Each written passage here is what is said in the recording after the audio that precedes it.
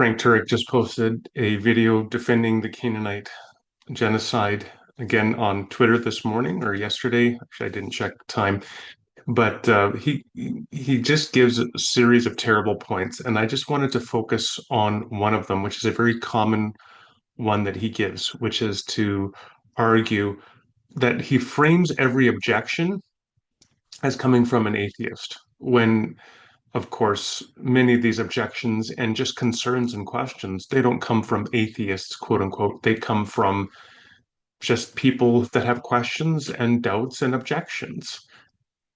So that's the first thing, is many of these come from Christians, but he presents it always as coming out of the mouth of an atheist. And then the next thing he does is he strawmans an atheist position. And he tries to flip it back and say, well, you don't even have any moral justification to ask the question in the first place. And he suggests that that thereby provides a meaningful response.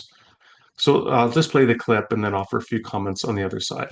Also, at every college campus I go, atheists say, why doesn't God stop evil? Well, here's a situation where he does stop evil, but then they're complaining that he stopped it, right? I mean, you can't have it both ways. You want him to stop it or not? Well, you know, he's killing the kids. Well, first of all, Paul Copan in his book, Is God a Moral Monster, points this out. The passage in Deuteronomy 7 where God says, wipe everybody out, women, children, everybody. The next verse says, and then don't intermarry with them.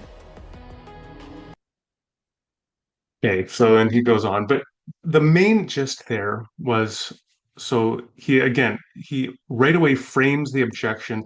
In fact, the person in this video who had posed the question to him was a Christian, ironically. A Christian who praised Frank Turek's ministry and says, I've learned so much from you.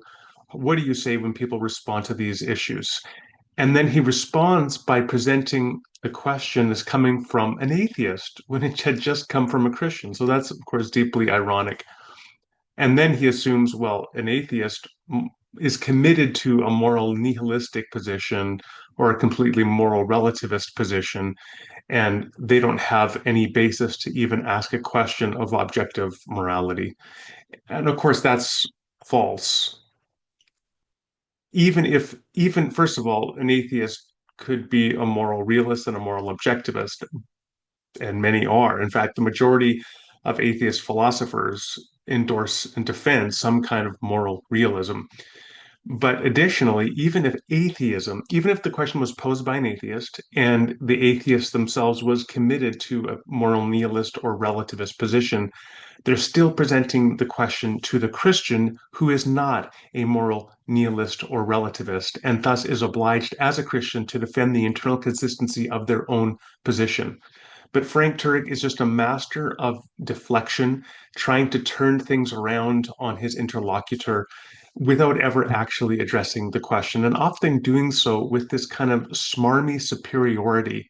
Well, you're caught in this self-defeating position, and so you don't even have a right to ask the question. And it's just fundamentally disingenuous and lacking in integrity.